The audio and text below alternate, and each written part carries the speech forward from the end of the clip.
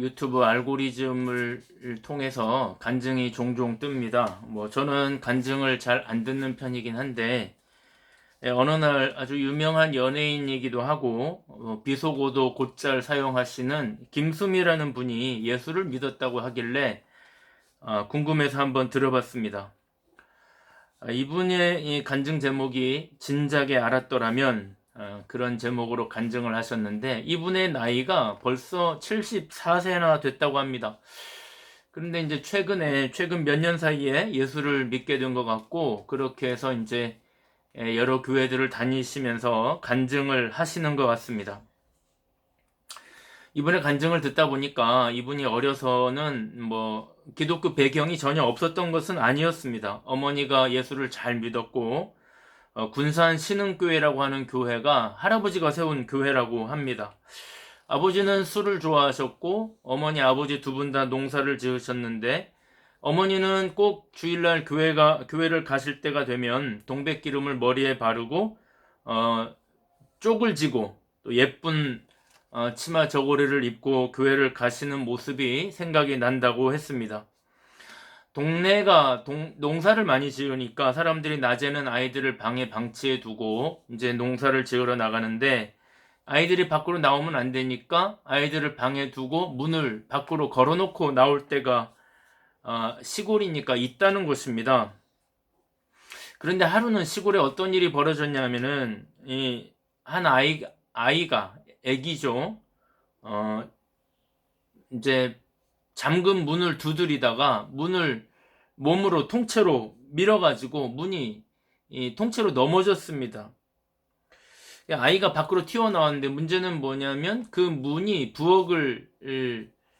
들어가는 부엌과 방을 이제 구분짓는 문이었는데, 부엌에는 가마솥에 물이 팔팔 끓고 있었고, 아이가 그 문이 열리면서 튀어나와가지고 그 가마솥 물에 빠져서 생명을 잃었다는 겁니다. 이 사건이 동네에 큰 사건이 되었는데, 그때 나이 어린 이 초등학생이었던 김수미가 내가 아이를 돌봐야 되겠구나, 그런 생각이 들었다는 겁니다.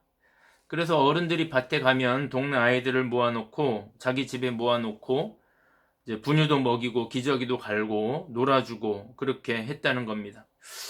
이 초등학생 아이가 그런 일을 했다고 하니까 참 대견하긴 한데, 그때 즈음에 또 무슨 일이 있었냐면은 미국에서 오신 선교사님이 계셨는데, 하루는 이 김수미 이 배우의 원래 본명이 영옥이라고 합니다. 영옥이. 그런데 영옥이에게 자기가 미국으로 돌아간다고, 동네가 하도 전도가 안 되니까 미국으로 돌아가야 되겠다, 그런 얘기를 하시더랍니다. 그래서 이 어린 영옥이가 선교사님하고 거래를 합니다. 선교사님, 제가 전도를 해드릴 테니까 선교사님은 저에게 영어를 가르쳐 주세요, 그러면서 흥정을 한 겁니다. 이분이 전도를 어떻게 했냐면은 이 동네 아이들을 봐주는 조건으로 엄마들에게 일요일날 내가 아기를 봐줄 테니 교회를 가라, 그런 식으로 해가지고 엄청나게 교회가 부흥을 했다는 겁니다.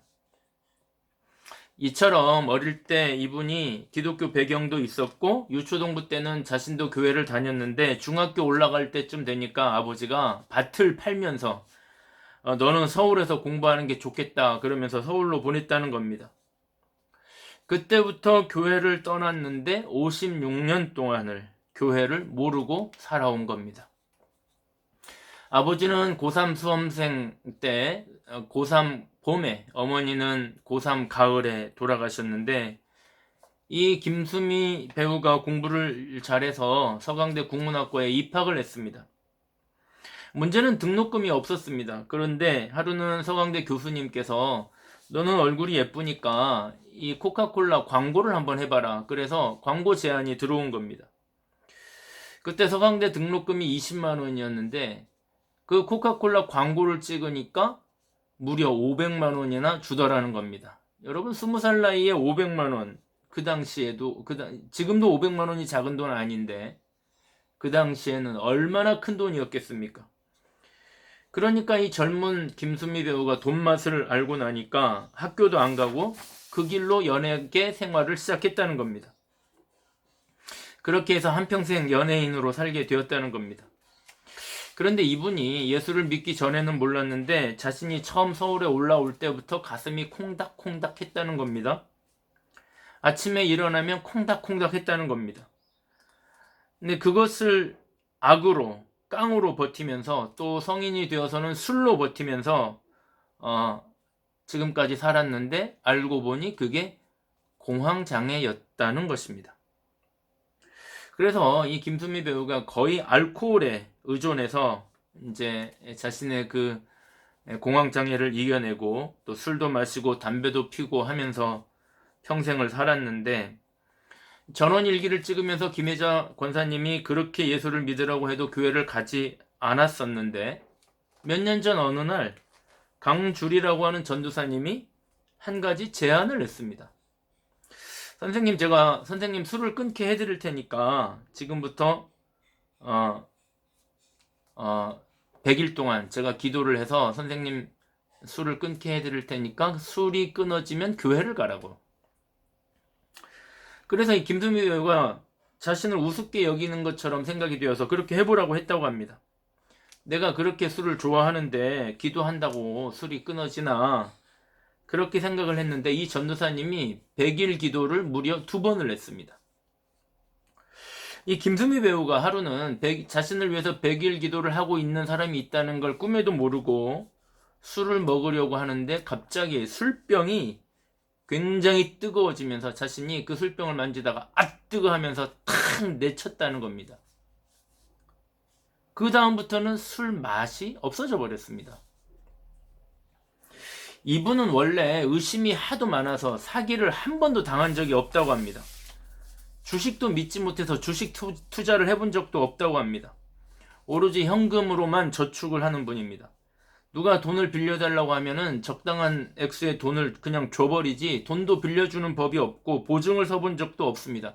워낙 의심이 많기 때문입니다. 그런데도 이분이 그 일을 겪고 나서 기독교는 사기가 아니겠구나, 하나님이 정말 계시는 모양이다 하고 예수를 믿기 시작했다는 겁니다. 그런데 이분의 말이 예수를 믿고 나서는 마음이 너무나 편안해졌다는 겁니다.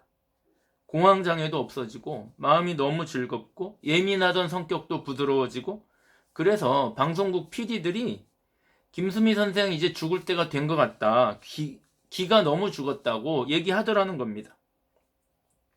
예수를 믿고 나서, 예수를 영접하고 나서 자신이 예수님의 품에 안기고 나서 드디어 평안을 얻었다는 겁니다. 이분의 말씀을 들으면서 저는 성 어거스틴의 유명한 구절이 생각이 났습니다. 당신의 품 안에서 쉼을 얻기 전까지는 나에게 안식이 없었습니다. 이런 고백입니다. 이것이 바로 예수 믿는 사람들에게 임하는 축복입니다. 물론 지금도 방송이나 인간관계 때문에 술을 조금씩 하기는 하는 모양이지만 옛날처럼 그렇게 먹지 못한다는 겁니다. 이분의 간증이 참 재밌습니다. 원래 말을 참 재밌게 하시는 분이잖아요. 그래서 한번 꼭 찾아서 들어보시기를 바라고, 짧은 것도 있고 긴 것도 있는데 기왕이면 긴 걸 들어보기를 바랍니다. 오늘 말씀은 유대인들의 명절인 수전절에 일어난 일입니다. 유대인들에게는 수전절이라고 하는 절기가 있습니다. 이 절기는 성경에서 정한 절기는 아닙니다. 유대인들이 자발적으로 정한 절기입니다. 이 수전절이라고 하는 명절에 예수님이 예루살렘 성전을 거닐고 계셨습니다. 이 수전절이란 어떤 절기냐면은 숫자는 닷글수, 저는 이제 성전할 때 전자죠. 그러니까 성전을 수리하고 정비하는 절기, 그런 뜻입니다. 유래는 이런 겁니다. 유대인들에게는 성전이 매우 중요하지 않습니까? 그들에게 첫 번째 성전은 물론 솔로몬 성전이었습니다. 이 솔로몬 성전은 굉장히 아름답게 솔로몬이 무려 7년 동안이나 지은 성전인데 그것이 바벨론에 의해서 무참히 무너졌습니다.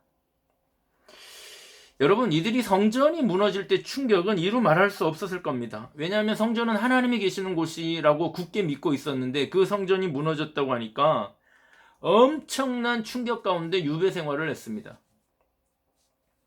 그렇게 유배 생활을 하다가 몇몇 뜻이 있는 신앙인들, 이제 소위 더 가돌리라고 하는 경건한 자들에 의해서 성전 재건의 소망이 생겼습니다.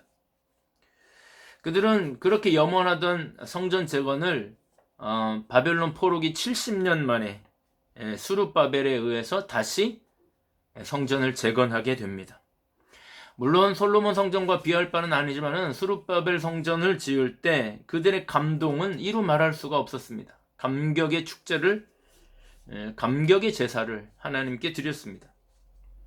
그런데 이 수룹바벨 성전도 더럽혀지는 사건이 벌어졌습니다. 예수님 오시기 한 167년 전쯤에 시리아의 왕이었던 안티오쿠스 4세라고 하는 사람이, 이 사람이 참 재미있는 사람인데, 이 사람이 자신의 이름을 에피파네스라고 불렀는데, 에피파네스란 말은 나는 신이다, 그런 뜻입니다. 이 사람이 하루는 애굽과 전쟁을 벌이려고 했는데 로마의 방해로 애굽과의 전쟁에 실패합니다. 애굽 정복을 하지 못하고 이제 돌아가던 길에 시리아로 돌아가는 길에, 여러분 지도를 보시면 애굽에서 시리아를 돌아가는 그 길에 팔레스틴이 있습니다. 유대인들이 사는 지역이 있습니다. 그런데 그 유대인들이 사는 지역을 이제 통과하다가 이 유대인들이 자신을 안 믿고 하나님을 믿는 것을 보고 분풀이로 이 지역에 엄청난 박해를 합니다. 경제적으로, 정치적으로, 그리고 종교적으로 매우 심한 박해를 합니다.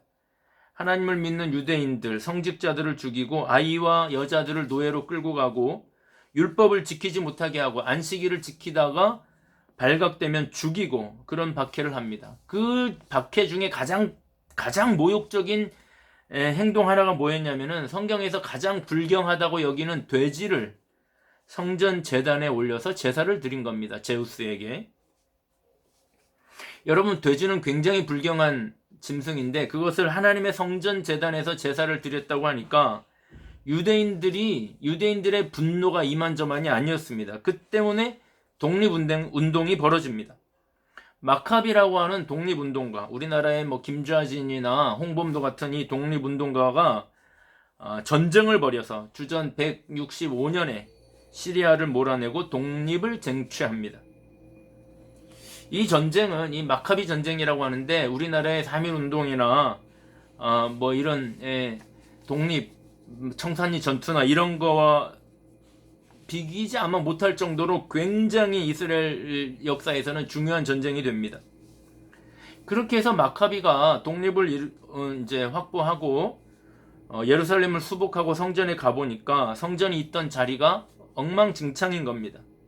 너무나 참혹한 겁니다. 성전은 무너지고 제단은 더럽혀져 있고 성벽도 무너지고, 그래서 이 마카비가 유대인들과 함께 성전을 다시 세우고 성벽도 다시 세우고 돼지를 올렸던 제단을 헐고 거기에 깨끗한 새 제단을 만들고 하나님에게 율법대로 제사를 드립니다. 유대인들에게는 엄청난 감격의 순간이었습니다. 그들의 전설에 따르면은 그때 매우 신비로운 일이 두 개 있었는데, 하나는 원래 성전은 불이 꺼지면 안 되지 않습니까? 등불이 계속 켜져 있어야 되는데 성전이 더럽혀질 때 유대 제사장 중에 하나가 성전 등불을 들고 이제 동굴에 숨겼다고 합니다. 도망가면서. 여러분, 근데 그 불이라는 것이 계속 탈 리가 없지 않습니까? 성전이 수복된 이후에 노인들이 젊은 제사장들에게 그 불이 숨겨져 있다는 걸 알고 그 동굴을 찾아가서 불이 켜져 있는지, 아직 불이 살아있는지 가서 가보라고 했습니다. 그러니까 젊은 제사장들이 가보니까 불은 당연히 꺼져 있죠. 등불은 꺼져 있는데 이상한 건 뭐냐면은 그 등불이 있던 자리에 이상한 액체 같은 것, 기름 같은 것이 있더라는 겁니다. 그래서 이 젊은 제사장들이 그 기름 같은 것을 모아서 그 액체를 긁어 모아가지고 이제 가지고 와서 성전 제단에 뿌렸습니다. 그때 이 성전 제단에 뿌릴 때 햇빛이 이제 성전 안으로 가만히 들어오면서 그 기름을 태워가지고 그 제물을 받으신 겁니다. 이스라엘 사람들에게는, 이 유대인들에게는 그 기적이 굉장히 놀라운 기적이었겠죠. 굉장히 감동적인 그 날이 바로 수전절입니다.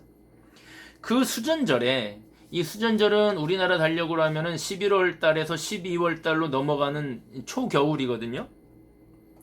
예수님이 그 수전절에 이 초겨울에 예루살렘 성전을 거닐고 계셨다.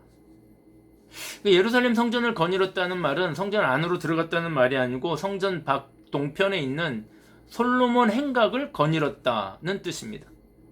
여러분, 행각은 아시는 것처럼 지붕과 기둥만 있고 벽이 없는 이제 주랑 같은 공간이잖아요. 예수님이 그 추운 겨울을 찬바람을 맞으면서 왔다 갔다 했다는 겁니다. 예루살렘의 겨울도 굉장히 춥습니다. 그 살을 애는 추운 겨울날 예수님께서 예루살렘 성전을 왔다 갔다 하니까 이제 사람들이 몰려온 거죠. 여러분, 무슨 생각을 하셨을까요? 저는 이 장면을 읽으면서 예수님은 무슨 생각을 하셨을까? 예수님은 왜 솔로몬 행각을 왔다 갔다 하셨을까? 그 예루살렘 사람들에게 엄청난 감동의 절기인 수전절에 그 추운 겨울날 예수님은 이 백성들을 보면서 무슨 생각을 하셨을까? 여러분, 마침 우리도 지금 추수감사절을 지키고 있지 않습니까? 우연치 않게도 지금 우리가 지키는 추수감사절도 11월에서 12월로 넘어가는 늦가을 초겨울입니다. 예수님은 이 계절에, 이 추수감사절의 계절에, 이 추수감사절을 지키기 위해 교회로 몰려드는 수많은 교인들을 보면서 예수님은 무슨 생각을 하실까? 여러분, 이 유대인들은 그렇게 감동적인 절기를 지키면서 최선을 다해 성전 예배를 드리지만 그들이 집으로 돌아가면 그 마음에는 여전히 그 감동이 남아있을까? 돌아가는 길에는 그 감동이 남아있을까? 집에 돌아간 그 다음 날에도 그 감동이 남아있을까? 절기를 지킬 때에는 신나게 예배를 드리고 맛있는 밥도 먹고 뜨거운 찬양을 하고 그렇게 예배를 드리고 돌아가지만 그들의 마음은 여전히 따뜻한 봄날일까? 아니면 추운 겨울일까? 겉으로는 웃고 있지만 그들의 삶의 현장으로 돌아가면 그들은 여전히 황량한 찬바람 가운데 있는 것은 아닐까? 얼마나 많은 종교인들이 그 종교적인 행위로 각종 절기를 보내고 나면 예배를 드릴 때 그때뿐이고 집으로 돌아가면 다시 차가운 황량한 겨울의 거리를 걷고 있는 것은 아닐까? 여러분이 수전절을 히브리 말로 하면 하누카라고 하는데 이 하누카라는 말은 빛의 축제라는 뜻입니다. 여기에도 하나의 전설이 있는데 시간 관계상 오늘은 생략하기로 하고, 이 하누카라는 말은 빛의 축제라는 말입니다. 그래서 성전에서 빛을 나누어 줍니다. 불을. 그때는 빛이 없으니까 등불을 나누어 줍니다.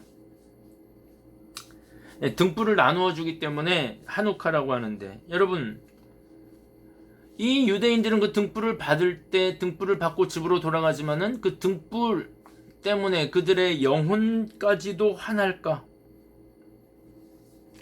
그들의 마음은 이 수전절, 차가운 수전절에 그들의 마음은 봄처럼 따뜻할까?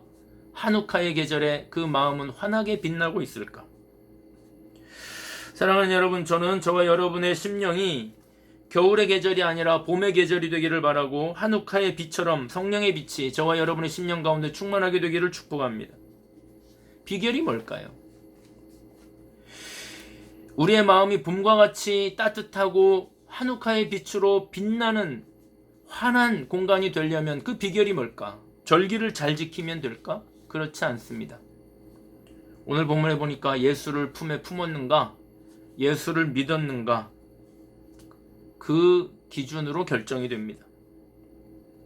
예수를 믿으면 예수의 온기와 예수의 빛이 우리의 심령을 지배합니다. 이것이 비결입니다. 예수를 믿고 예수를 마음에 품으면 그 마음이 환하고 따뜻하고 편안해집니다. 반대로 예수를 의심하고 예수를 받아들이지 못하면 마음이 차갑고 어둡고 공허해집니다. 다시 본문으로 돌아갑니다. 예수님이 추운 겨울 수전절에 예루살렘 행각을 다니시는 것을 보고 유대인들이 와서 말합니다. 당신이 그리스도라면 밝히 말하라.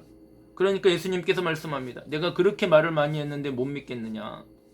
내가 하는 말을 못 믿겠거든 내가 하는 행동을 보고 믿어라. 여러분, 요한복음에는 예수님의 행동이 얼마나 많이 나와 있습니까? 가나 혼인잔치에서 있었던 사건, 포도주 사건, 예루살렘 성전을 깨끗하게 한 사건, 니고데모와 만난 사건, 사마리아 여인과 만난 사건, 왕의 신하의 아들을 가보지도 않고 말씀만으로 고치신 사건, 38년 된 환자를 고친 사건, 오병이어로 5,000명을 먹인 사건, 한밤중에 바다 위를 걷고 가늠하다 현장에서 걸린 여인을 용서하신 사건, 날 때부터 소경이었던 사람을 고치신 사건, 이거는 다 요한복음 안에만 기록된 사건입니다. 이것 말고도 얼마나 많겠습니까? 내가 하는 말을 믿지 못하겠거든 내가 하는 행동과 그 사건들을 보고 나를 믿으라는 것입니다. 그런데 사람들은 예수님을 믿지 않습니다. 왜냐하면 이들은 예수님의 양이 아니기 때문입니다. 만약에 예수님의 양이라면 그들은 예수님의 음성을 듣고 예수님을 따랐을 겁니다. 예수님의 양이 아니기 때문에 들리지가 않는 겁니다.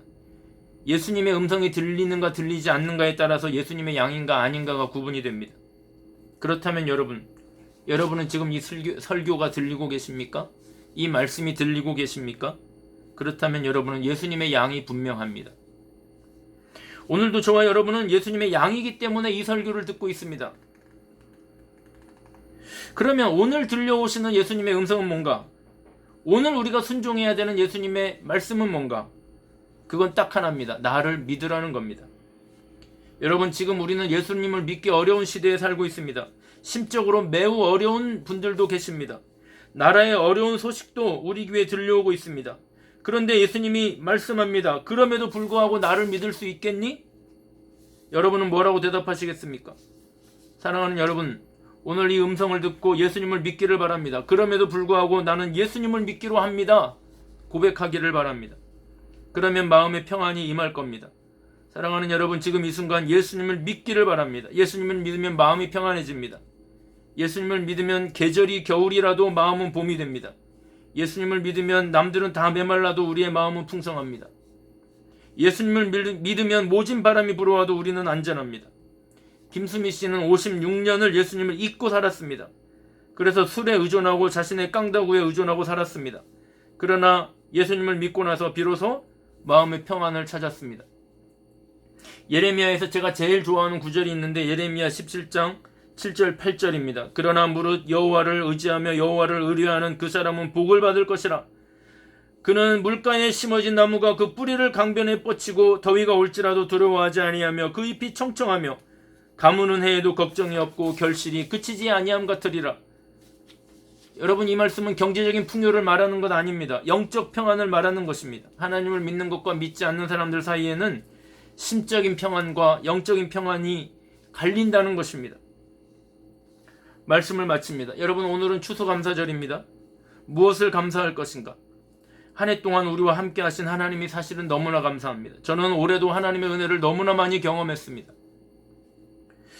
올해도 저에게는 너무나 많은 위기가 있었습니다. 그럼에도 불구하고 하나님께서 그 모든 위기 가운데서 저와 우리 공동체를 구원해 주셨습니다. 그러나 더 감사한 게 있습니다. 그것은 아직도 제가 하나님이 믿어진다는 것입니다. 하나님을 믿으면 평안이 옵니다. 하나님을 잊어버리면 순식간에 불안이 찾아오지만 하나님이 계시다는 것을 기억하고 다시 하나님을 마음에 품으면 순식간에 평안이 또 찾아옵니다. 이런 반복이 싫기는 하지만은 하나님을 계속 한순간도 잊지 않고 믿을 수만 있으면 좋겠지만 저는 지금 이만큼이라도 너무나 감사합니다. 하나님을 믿을 수 있는 것이 얼마나 감사한지 모릅니다. 여러분, 지금도 하나님이 믿어지지 않는 사람들이 얼마나 많습니까? 도처에 있습니다. 그런데도 저는 지금도 하나님이 믿어집니다. 얼마나 감사한지 모릅니다. 사랑하는 여러분, 이 세모에 우리의 모습을 하나님께서 다 아시고 우리를 돌보아 주시고 우리의 내년도 하나님이 책임져 주실 것이라는 것을 믿으시기를 바랍니다. 우리의 남은 미래도 주님이 책임져 주실 것을 믿으시기를 바랍니다. 이 믿음이 우리 마음 가운데 있다면 평안할 것입니다. 이번 한 주간도 평안한 한 주간을 보내시기를 주님의 이름으로 축복합니다.